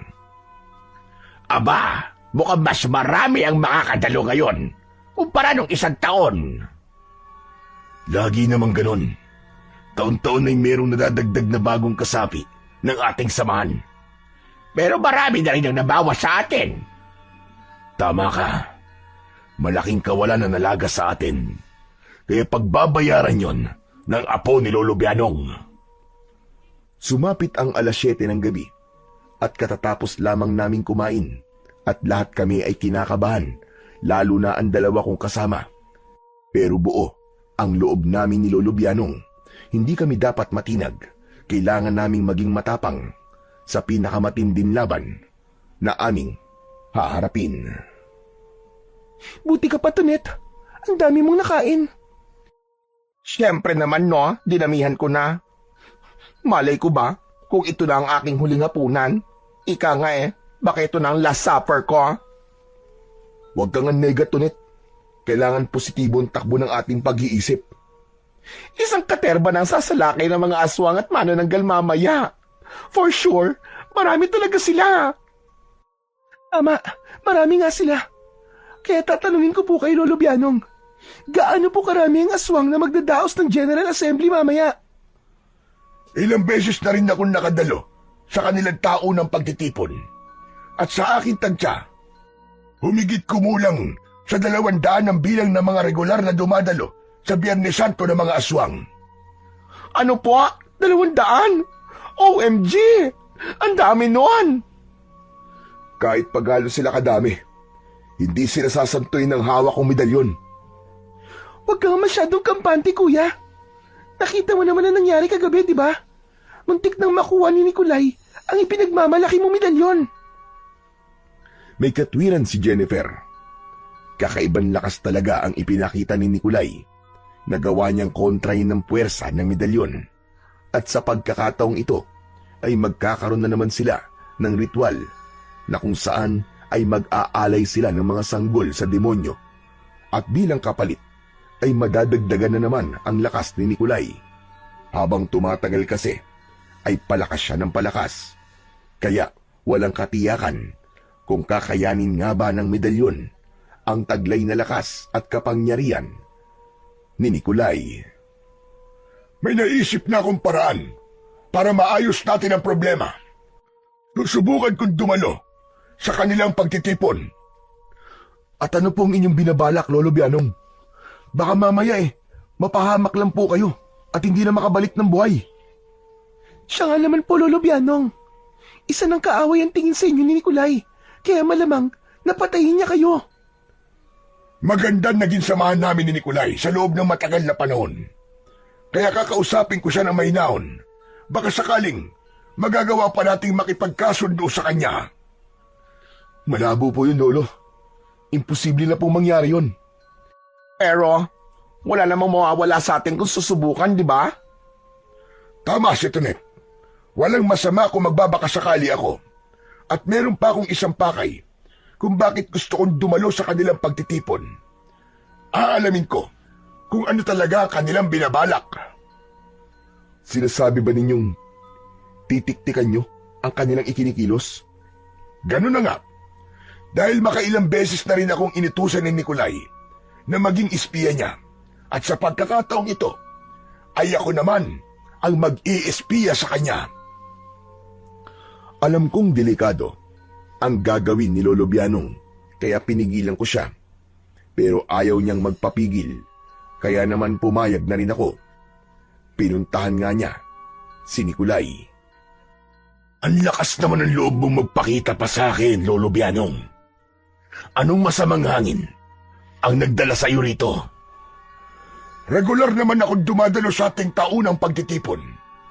Hindi na ba ako welcome dito? At nagtatanong ka pa, ha? Pagkatapos mo akong traidorin, alam mo bang kayang-kaya kitang patayin sa loob lamang ng 10 segundo? Alam ko yon, Nikolay. Pero hindi mo man lang ba aalamin kung bakit kita pinuntahan dito? Sige, sabihin mo sa akin kung ano ang gusto mong mangyari. Sa mga sandaling ito, ay takot na takot sila. Kaya pwede kong kumbinsihin si Jennifer na magbago ang isip niya. Talaga? Magagawa mo yun? E paano kung hindi siya pumayag? Eh di ako na mismo ang gagawa ng paraan para bumagsak sila Sa iyong mga kamay. At sa palagay mo ba, Maniniwala ako sa iyo, Atanda. Sige nga, bigyan mo nga ako ng sapat na dahilan kung bakit dapat kitang pagkatiwalaan. Hindi ko naman gagawin yun ng libre. Siyempre, may hihilingin akong kapalit. Anong kapalit ang gusto mo? Ako ang hirangin mo bilang iyong kanang kamay. Kung ikaw ngayon ang presidente ng mga aswang, gusto kong ako ang maging vice-presidente. Hindi ko alam na may ganun palang binabalak si Lolo Bianong. Pero, kunwari lang yon. Dahil gagawin lang niya yung dahilan para maisakatuparan niya ang tunay niyang plano para sa amin. Napaniwala ko si Nikolay, kaya pagkakataon na ninyong makatakas. At paano naman po kami makakatakas? Mag-aalas 11 pa lang ng gabi. Alas 12 pa mag-uumpisa ang ritual na aabutin ng hanggang alas 3 ng madaling araw. Kaya may 4 na oras pa kayo para makaalis dito. Iwan nyo ng iba nyong mga gamit. Mga importante na lang ang dali ninyo para walang sagabal. Paano po kami aalis kung wala naman po kami masasakyan? At paano rin po kung may lang po sa amin? Wala nang haadlang sa inyo dahil naroroon nga sila lahat sa pagtitipon. At dito lang naman sa baryo natin walang sasakyan. Sasamahan ko kayo hanggang bayan. May kakilala akong nagmamayari ng sasakyang pwede niyong rentan. Bahala na kung saan kayo makarating. Ang importante ay makalayo kayo sa lugar na ito. Sa totoo lang, hindi naman ako natatakot. Pero pinilit ako ng 2 kong kasama. Kaya naman, nakiisa na lang ako sa gusto nilang mangyari. Wala kaming inaksayang oras. Umalis din kami kagad. At syempre, dala ko ang medalyon ni Haring David. Dinala rin ni Lolo Bianong ang kanyang latigo, pati na rin ang 2 panlatigo na ginawa niya para kina Jennifer at Tonet. Mabuti na rin ang nakahanda kung sakaling may makasalubong nga kaming mga aswang at manananggal. 1 oras din, mahigit, bago kami nakarating sa bayan. At pinuntahan nga namin yung kaibigan ni Lolo Bianong na may-ari ng isang van. For rent naman pala talaga ang sasakyang yon, kaya hindi namin nadatnan yung taong pakay namin, kundi ang asawa niya. Ang sabi sa amin ay meron daw inihatid, kaya maghintay na lang daw kami sa kanyang pagbabalik. Anak nang, paano yan? Hanggang anong oras po tayo maghihintay? Wala naman tayong magagawa kundi ang maghintay dahil wala na tayong ibang mapupuntahan. Ang kaso, hindi po natin alam kung anong oras darating ang hinihintay natin. Paano po kung matuntun tayo rito ni Nikolay? Kakaumpisa pa lang ng kanilang ritual. 3 oras yun, kaya mababa pang panahon natin. Tunay ngang nakakainip ang maghintay, lalo na kung hindi mo alam kung darating pa nga ba ang iyong hinihintay. Halos 2 oras pa uli ang lumipas bago dumating ang hinihintay naming sasakyan. Sasama ako sa inyo. Tayo na! Bilisan natin! Saan naman po tayo pupunta, Lolo? Sa Roa City. Mas ligtas tayo sa syudad. Makakarating po ba tayo ron sa takdang oras? Hindi ko alam. Pero may 1 oras pa tayo. Kaya malayo pa rin ang ating mararating. Malayo ang destinasyong aming pupuntahan. Pero pinakiusapan namin ang driver na bilisan ang pagmamaneho at kung sakaling hindi pa rin kami makarating sa target naming oras, ay malayo pa rin ang aming mapupuntahan kung mabilis ang takbo ng aming sasakyan. Pero sa kasamaang palad ay biglang huminto ang aming sinasakyan pagkalipas ng kalahating oras na paglalakbay. Nasiraan kami sa gitna ng kalsada. Mekaniko rin naman ang driver ng sinasakyan namin, kaya sinikap niyang kumpunihin ang nasira niyang sasakyan. Lumipas pa ang 20 minuto ay hindi pa rin naayos ang sasakyan. Paano yan? Na-stranded na tayo dito. Malayo pa po ba tayo sa pupuntahan natin? Malapit na. Siguro 10 minuto na lamang kung hindi tayo nasiraan. Sayang naman. Malapit na pala tayo. Di bale, konting tiyaga na lang. Pero pasado 3:00 na po eh. Tapos na po ang ritual. At malamang, alam na nilang tumakas tayo. Malayo na narating natin. Kaya hindi nila tayo basta-basta matutuntun dito. At kahit paabutan nila tayo rito, ay hindi pa rin tayo dapat matakot. Dahil naniniwala akong ililigtas tayo ng medalyon ni Haring David. 5 minuto pa uli ang lumipas ay naayos din ang aming sasakyan. Kaya nagpatuloy kami sa aming paglalakbay. Malapit na sana kami sa aming destinasyon. Ngunit bigla na namang huminto ang aming sasakyan. Hindi dahil sa kami ay nasiraan, kundi dahil may nakaharang sa kalsadang aming dinadaanan. Nakita ko agad si Nikolay sa gitna ng kalsada, kasama ang maraming aswang. At nang mapalingon ako sa aming likuran, ay meron ding mga aswang na nakatayo at sinakop ang buong kalsada. Maging sa magkabila ang gilid ng kalsada ay meron na ring mga aswang. At nang ako ay tumingala, ay isang katerbang manananggal ang lumilipad sa buong paligid. Wala na kaming matatakasan dahil napapaligiran na kami ng mga aswang at manananggal. Hanggang sa nagsalita si Nikolay na isa na ring aswang. Saan kayo pupunta? Akala niya siguro matatakasan niyo ako. Kaya humanda kayong lahat. Dahil ito na ang inyong katapusan. Walang hiya ka, Bianong. Ginago mo ko. Kaya ikaw ang uunahin ko. Lumabas ng sasakyan si Lolo Bianong. Dala ang kanyang latigo. Takot namang nakasiksik sa sulok ng van sina Jennifer at Tunet. Ako naman ay sandaling nag-isip kung lalabas na rin ba ako para lumaban. Hindi ako natatakot sa inyo. Halika, lumapit ka sa akin at ikaw ang papatayin ko.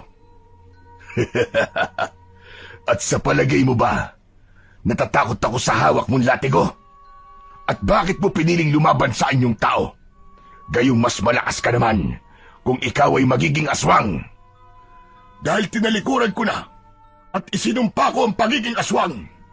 At kung mamamatay ako ngayon, ay mas gugustuhin kong mamatay ako bilang isang tao.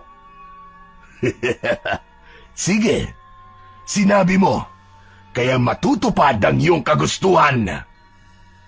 Sinenyasan ni Nikolay ang ilan niyang tauang aswang at sinalakay nila si Lolo Bianong. Pero buong tapang na lumaban si Lolo Bianong, lumalatay sa katawan ng aswang ang bawat hagupit ng latigo niya. Ilang minuto pa, ay 5 aswang kagad ang kanyang napatay. Kaya naman, mga manananggal naman ang inutusan ni Nikolay na sumalakay kay Lolo Bianong. Pero katulad ng nangyari sa 5 aswang, ay 5 manananggal din ang napatay ni Lolo Bianong. Magaling, Lolo Bianong. Pinapahanga mo ko. Pero hanggang kailan ka naman kaya tatagal? Matanda ka na at amoy lupa. O ano? Kaya mo pa ba? Bakit hindi ikaw ang humarap sa akin? Huwag kang duwag! Huwag kang utos ng utos sa mga tauhan mo! Hindi ako pumapatol sa matanda at amoy lupa na katulad mo. Pero sige, pagbibigyan kita. Halika at ipakita mo sa akin kung hanggang saan ang tapang mo! Lumapit si Lolo Bianong kay Nikolay at hinagupit niya ito ng latigo. Pero parang baliwala lang kay Nikolay ang bawat hagupit kahit gaano pa ito kalakas. Sige pa, Lolo Bianong. Sige pa! Dahil nakikiliti ako!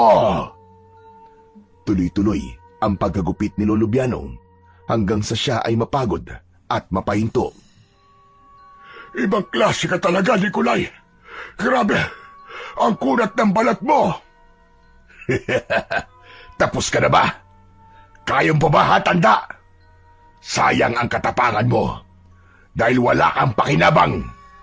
Kaya ngayon, tatapusin na kita. Sige, gawin mo. Patayin mo na ako dahil nagsisisi na ako sa mahabang panahong naglingkod ako sa isang demonyo na katulad mo. Ah, ganon. Kung ganon, Ipapalasap ko sa'yo ang pagiging demonyo ko!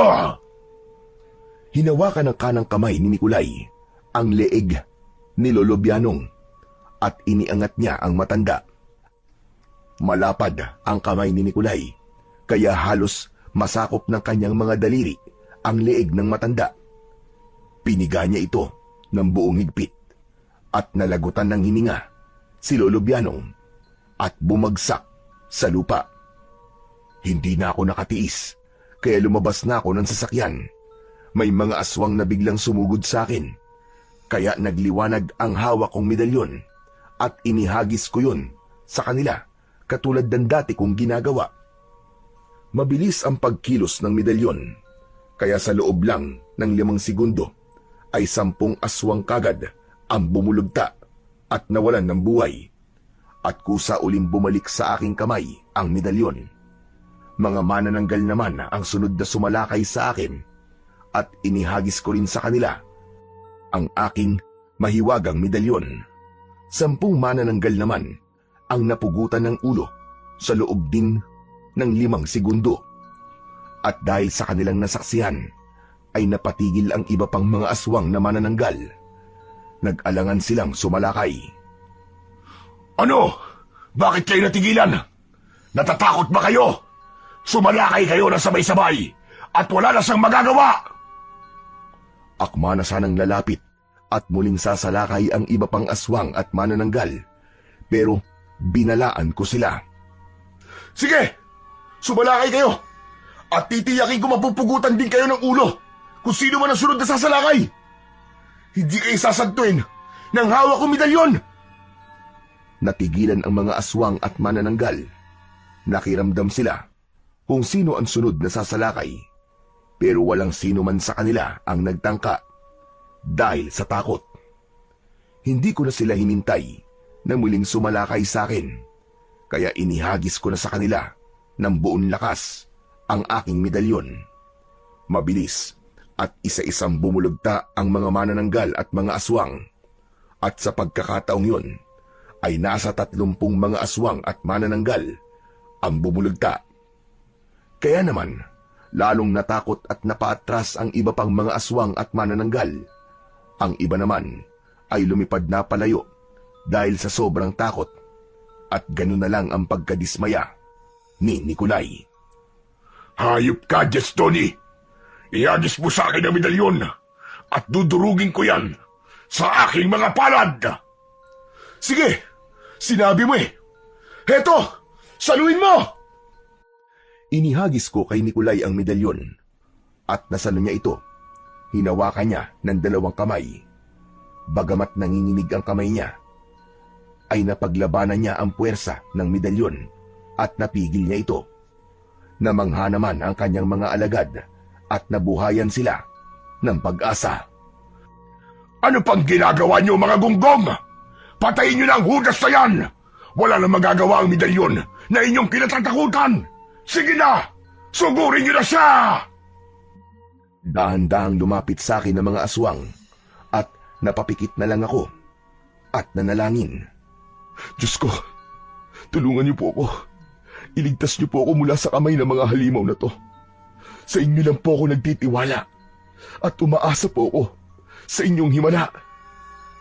Alam kong dininig kagad ng Diyos ang aking panalangin, dahil pagkatapos kong manalangin ay biglang lumakas ang hangin at halos matumba ako sa sobrang lakas nun. Kaya napaupo na lang ako. Lalo pang lumakas ang hangin, kaya natangay ang mga lumilipad na manananggal. Unti-unting umangat ang medalyon, kaya umangat din si Nikolay dahil ayaw niya itong bitiwan. Tumaas sila ng tumaas hanggang malagpasan nila ang pinakamataas na poste ng kuryente. Lalo pang nagliwanag ang medalyon at nasilaw na si Nikolay dahil sobrang liwanag. Maya-maya pa ay biglang kumidlat, kasunod ang isang napakalakas na kulog. At sa muling pagkidlat ay tinamaan si Nikolay at wala ng buhay na bumagsak sa lupa. Maging ang mga manananggal na nilipad ng hangin ay tinamaan din ng kidlat at nasunog. Nagkawatak-watak at naging abo ang kanilang mga katawan na tinangay ng hangin. Maging ang ibang aswang ay tinamaan din ng kidlat at bumulagtang sunog ang katawan. Ang iba namang natitirang aswang ay tumakbo at tumakas. Biglang naglaho ang liwanag na nakita ko at nawala na rin ang malakas na hangin. Lumapit ako sa binagsakan ni Nikolay at nakita ko ang sunog niyang katawan. Sa wakas ay natapos din ang kanyang kasamaan. Maya-maya pa ay lumapit sa akin sina Jennifer at Tonet at nagyakap kaming tatlo ng maigpit. Tuwang-tuwa kami dahil napagtagumpayan namin ang laban, pero nalulungkot din kami dahil wala na si Lolo Bianong na nagbuwis ng buhay.